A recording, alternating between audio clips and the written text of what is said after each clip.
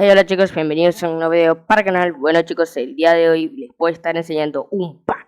Sí, no me refiero a ese pack. Claro que sí, no le crees a mí que un pack friki. jefe. Cállate. Estaba hablando mucho. Ajá, como les decía, vamos a estar haciendo un pack GFX. Bueno, no les voy a dar el pack que yo hice. GFX, que esos son como estas cositas también de ahí. Eso es como para los youtubers que están iniciando y quieren que la gente se suscriba a su canal.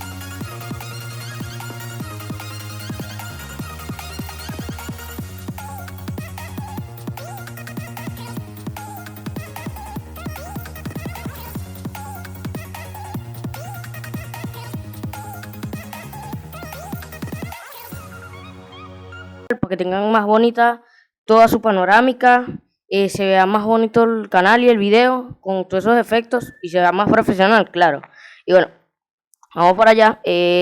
Los links estarán en la descarga, los links estarán en la descripción de las descargas, en la descripción, que nada más dándole clic y ya, no tiene cortadores ni nada.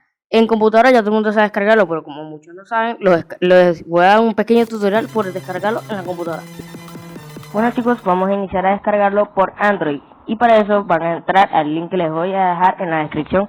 Aprovechen que no tiene nada de virus y no tiene acortadores, que es lo mejor. Bueno, le vamos a dar en el botón azul que está por ahí, que estará en pantalla, y después que le dan clic van a esperar como unos 2-3 minutos a que se les descargue y van a descargar este descomprimidor de archivos WinRAR. Bueno chicos, aquí echamos, no para la pantalla de inicio y van a descargar esta aplicación. Esta aplicación es para descomprimir, como se los dije.